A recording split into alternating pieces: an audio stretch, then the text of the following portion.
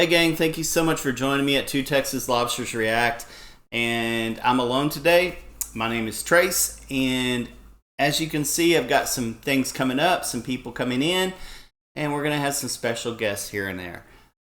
So today we're going to look at Napoleon defeated Aspern 1809. And before we get into anything else, I just want to say thank you so much. We are about to hit 100 subscribers. We're at about 95 today. And that's a big milestone for me, man. I'm just really excited about it. Thank you so much for those who have, really supported us and sent us well wishes and just have been there from the start. We love you all. Thank you so much. Please put down in the comments what you'd like to see us do. I know a lot of you love the Napoleon series. A lot of you like the World War II series. We've got different things coming out. It can't all be Napoleon. It can't all be World War II. It can't be all fun. Some of it's going to be education. Some of it's going to be news. But put down in the comments and I will get to it as soon as we can. I promise you, I want to be there for you and I want to do what you want to see. Thank you so much. Anyway, without any further ado, let's go ahead and get into Napoleon defeated Aspern 1809. In 1809, France, under Napoleon Bonaparte, was the most powerful nation in Europe. But the French Emperor's invasion of Spain and Portugal the previous year had failed to deliver the easy victory he'd expected. And with many of Napoleon's best troops and commanders now tied down in Spain, an old enemy prepared to challenge France once more.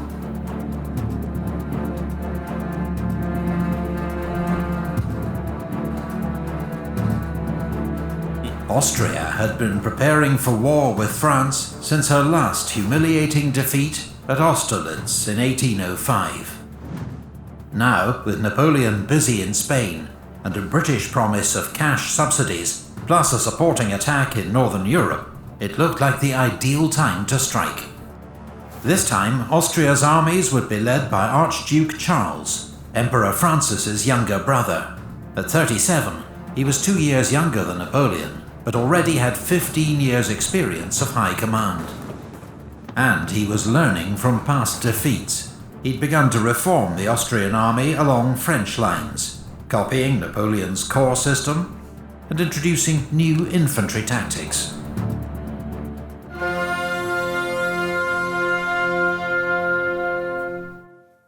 In the Napoleonic Wars, infantry fought in close order, packed together, standing shoulder to shoulder. But why present such an easy target for the enemy? First, command and control. Before radios, orders had to be relayed by shouted commands, drums. That really sucks because it puts you on the front line in a very close pattern so that you can hear what your commanders are telling you, like they're saying here, but also because weaponry, and maybe they'll get into this, I'm sure they will, but weaponry was not as good at that point. It wasn't effective. It wasn't as accurate. It was only accurate within under 100 yards at the time. There was no rifling in the barrels to keep the bullet straighter so it could shoot further and be more accurate. You really became cannon fodder because of the restraints on you at that time. Or bugles, difficult enough in the smoke and din of battle, almost impossible if troops were scattered.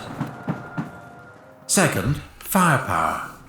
Smoothbore muskets were inaccurate beyond about 80 yards, so volley fire, firing en masse, was the best way to inflict physical and psychological damage on the enemy. Third, morale. Soldiers were much more willing to advance into danger or hold the line if they did so together as a unit, urging each other on. Fourth, defense against cavalry. Scattered infantry were easy targets for horsemen. Only by sticking together could they fight them off. One thing I like about this time period is how, I like marching bands, and the reason why I like marching bands is it reminds me of what war would have been like in this time, with the formations that they had to quickly get into to defend themselves from cavalry or archers or whatever it may have been.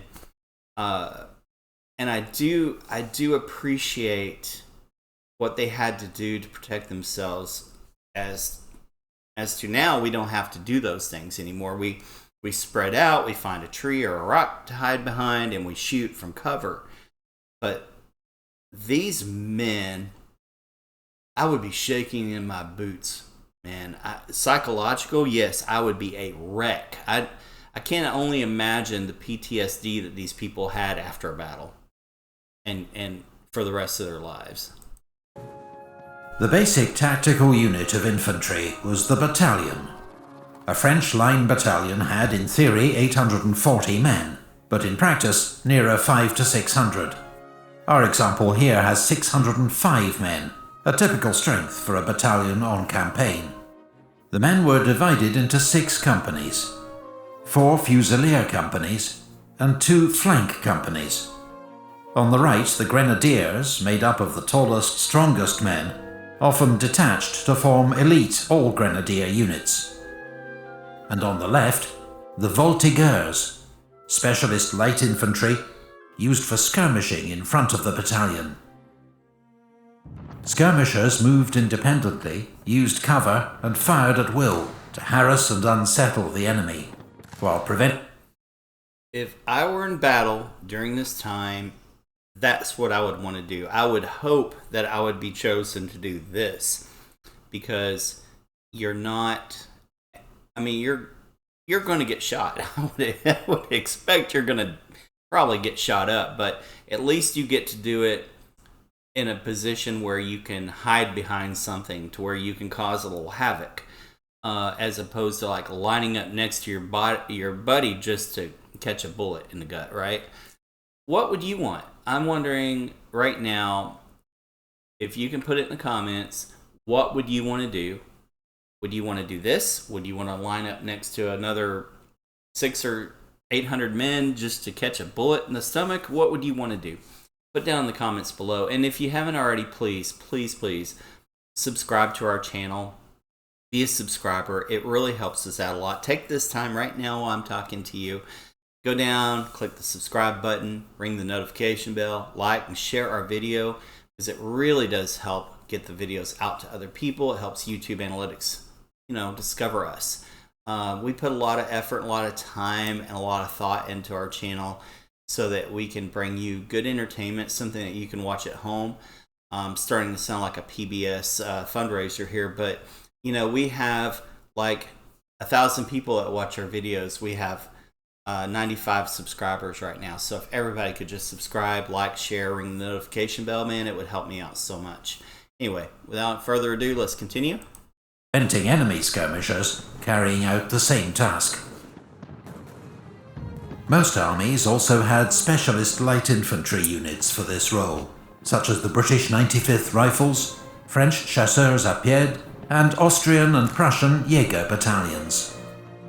The traditional battlefield formation was the line, all companies formed up alongside each other, 3 ranks deep. Line formation maximized the number of men who could fire their muskets at the enemy, and limited casualties from artillery fire. But it was extremely vulnerable to cavalry if it could be outflanked. And even for well-drilled troops, it was difficult to keep the line straight while advancing across broken ground. So for maneuver and attack, battalions usually formed a column of divisions. This was a more flexible formation that allowed the battalion to advance quickly, though it presented a larger target to enemy guns, firing solid round shot that would tear through several ranks, and far fewer men could fire their muskets at the enemy. Theoretically, therefore, the battalion would deploy into line before reaching the enemy. But carrying out this slow maneuver under fire wasn't always possible or sensible. so some commanders kept their men in column, relying on momentum to break the enemy line. This was a risky tactic that often worked against raw troops, but led to high casualties when facing better trained infantry, like British redcoats. A column could be closed up quickly to provide protection from cavalry, or if there was time, could form a square. With bayonets fixed, the battalion formed an all-round defence that often resembled more of a rectangle. Enemy cavalry could surround the battalion, but not break in, as horses won't charge a solid wall of men and steel. But an infantry square was extremely vulnerable to artillery fire, and could only move very slowly. Changing quickly and smoothly from one formation to another, especially under fire, required training, practice, and experience. In 18... It's kind of like that marching band thing I was talking about, how they had to be really well practiced in their formations to survive. And I can't believe that. I mean, these men went to die for the aspirations of a single leader, a single ruler. And I can't imagine being put in that position where you're being sent to your death to fulfill someone else's goals. I know that our great military people do that all the time for this country, but it's the country as a whole and the betterment of our country and our freedom, but not because of some dictator. And I'm not trying to offend anyone. Napoleon was a great tactician, and he did a lot of great things for his people. But I'm trying to make a point that it would be very difficult for me to put my life on the line for the aspirations of one man, especially if I didn't believe in those goals.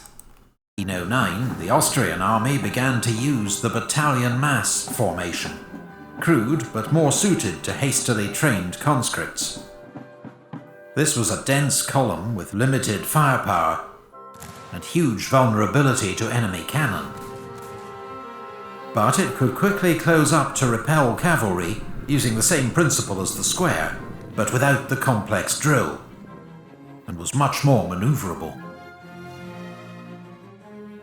Napoleon, warned by his spies that Austria was preparing for war, left Spain and raced back to Paris, arriving on the 24th of January 1809. The French army in Germany, commanded by Marshal Berthier, would need urgent reinforcement. So Napoleon summoned units from Spain, called up young conscripts, and soldiers from his German allies in the Confederation of the Rhine. La Grande Armée was no longer the finely honed instrument of 1805, but with Napoleon at its head, it was still a formidable force.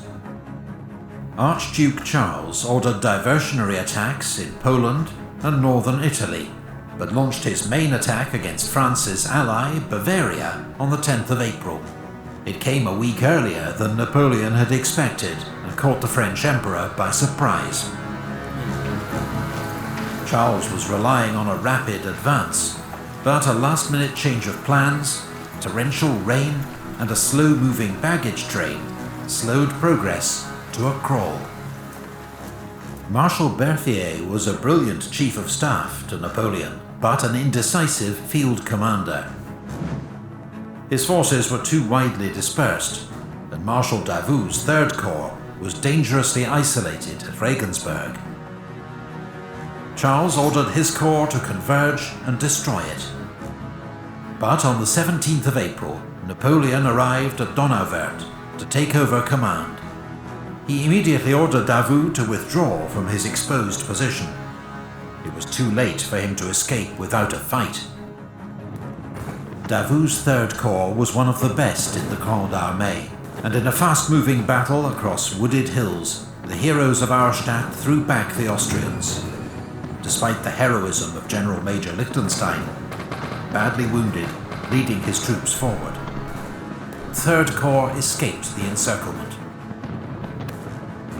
The Battle of Teugn-Hausen was the start of Napoleon's so-called 4-day campaign.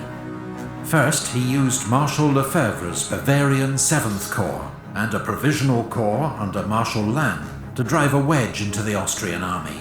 Then he pursued its left wing towards Landshut, believing he was following the main Austrian army.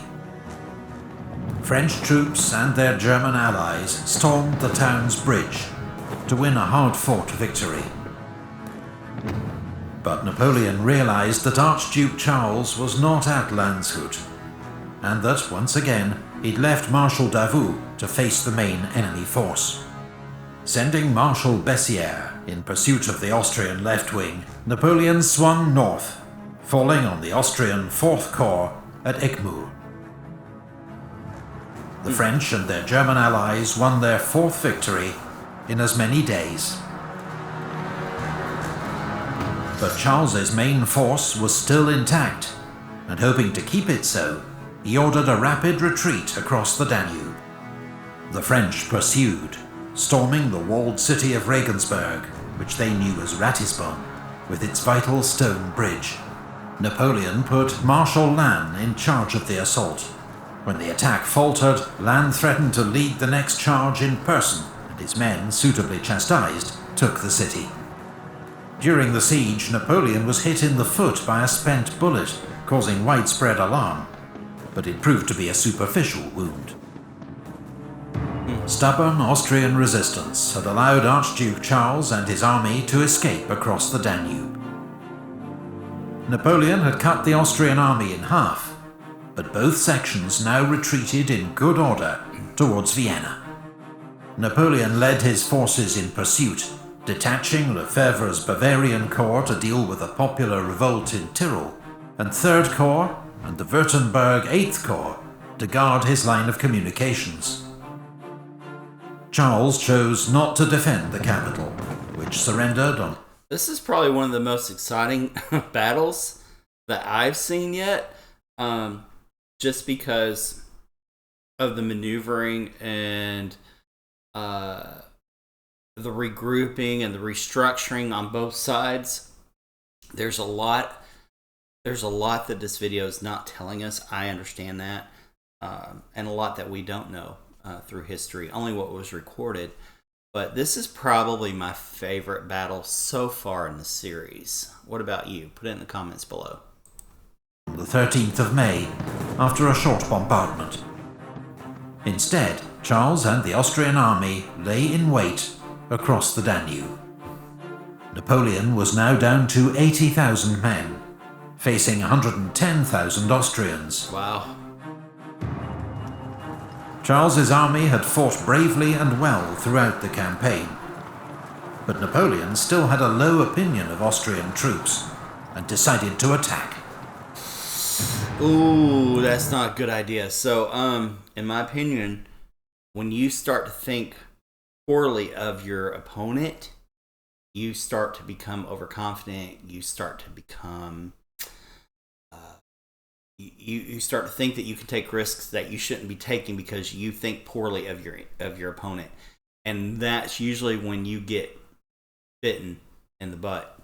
Not ever good. You need to respect your opponent. You know, that's the thing about the Japanese, is that they respect their opponent, and by respecting your opponent, you become more familiar with them, and you have a better chance at success. As to where, in regards to how you consider what your opponent is doing, right?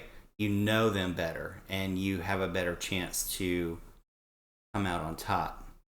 If you belittle your opponent, I would think that you would probably not consider every opportunity that they have, and that can really come back to bite you in the butt.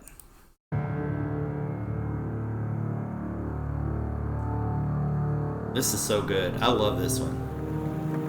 On the night of the 20th of May, French engineers hastily built a series of floating bridges between the river islands of the Danube. And French troops... How do they do it? Okay, engineers, they build stuff like man, oh, we need a bridge.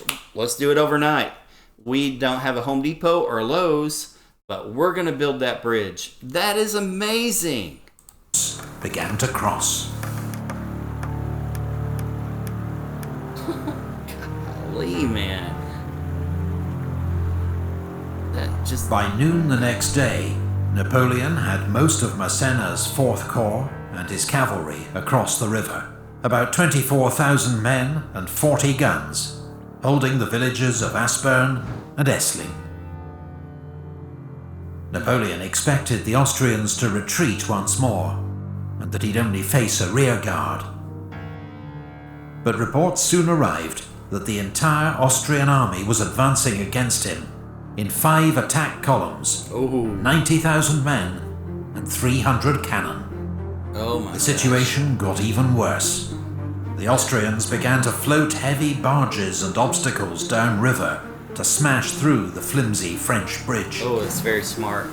Each time, Napoleon's only supply route was cut off for several hours, causing critical delays to the arrival of reinforcements and ammunition.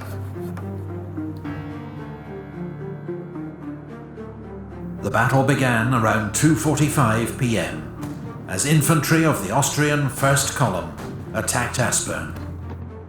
The village was soon under attack from 3 sides. Wow. General Molitor's French garrison clung on desperately, fighting hand-to-hand in the streets and suffering 50% casualties. To support the defenders of Aspern, Napoleon ordered cavalry to charge the Austrian Third Column. But they could not break through the Austrian infantry, closed up in their battalion mass formation. At 6 p.m, Archduke Charles ordered General Bellegarde's Second Column to take Aspern at any cost. Charles himself rode among the front ranks, urging the men forward. In ferocious fighting, the Austrians took the village. Napoleon immediately sent in newly arrived reinforcements to recapture it. About the same time, the Austrian Fourth Column began its attack on the village of Essling, where Marshal Lannes had taken charge of defences while he waited for his own corps to cross the Danube. The first Austrian assault was repulsed.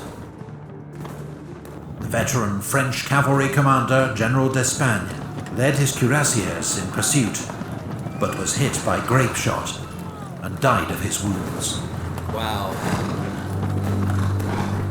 Around 9 p.m, the Austrian Fifth Column finally arrived in position and made its first attack against Essling, which was thrown back by Lannes' troops.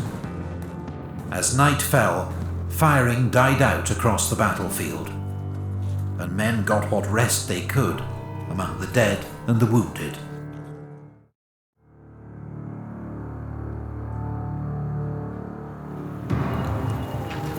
Overnight, Second Corps and the Imperial Guard crossed the Danube to reinforce Napoleon's army, which now numbered 71,000 and 100. I'm so nervous right now. This is amazing. Wow. Okay. I'm sorry, I'm just looking at everything. Wow, that's 50 amazing. guns. But then the bridge broke again, leaving Davout's Third Corps still waiting to cross. Nevertheless, Napoleon decided to attack, using Second Corps to break the Austrian centre. But first, Aspern would have to be retaken. Heavy fighting broke out in the village before dawn. By 7 a.m, it was back in French hands. At Essling, fresh Austrian attacks were fought off by General Lassalle's cavalry and units of the Young Guard. With both flanks secure, Napoleon launched his main attack in the centre with Lannes' Second Corps. Austrian guns poured fire into the advancing French ranks. General Saint-Hilaire, leading the attack, a hero of Austerlitz and Jena, had his foot blown off, a wound that proved fatal. Oh my God. Archduke Charles sent his Grenadier Reserve forward to strengthen the line. The French infantry, under torrential fire, began to fall back. And the Austrians did not At this critical give up. moment, the French bridge over the Danube was broken again, halting the vital flow of reinforcements and ammunition to Napoleon's army. By 2 p.m, the French had been driven out of Aspern once more. Heavy fighting continued in Essling, which was briefly captured by the Austrians, then retaken by the Young Guard. Napoleon knew his army could do no more. At 4 p.m, he ordered his exhausted cavalry to make a last charge to keep the enemy at bay, then gave the order to retreat. Archduke Charles, whose own army had suffered huge... I wonder if the Austrians knew when the cavalry was coming in that last time, if that was just to get everyone else out on the French side, on Napoleon in Napoleon's army. I wonder if they knew that was the last hurrah for that battle. They probably did. Huge losses and was low on ammunition, was content to watch the French withdraw to the island of Lobau. In the final moments of the battle, Marshal Lannes, one of Napoleon's finest commanders and closest friends, was hit by a cannonball that smashed both his legs. He died of his wounds a week later. It was a deep blow to the Emperor.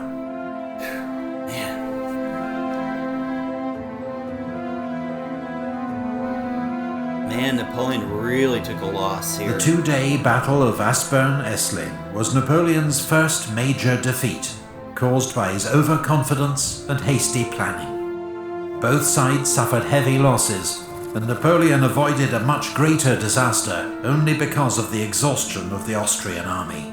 The French Emperor had learned new respect for the Austrians. Yep. Under Archduke Charles, they had fought bravely, with greater confidence, organization, and leadership.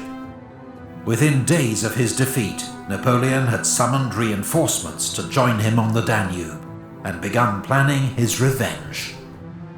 If you'd like to learn more about Napoleon's major battles or campaigns... How amazing was that?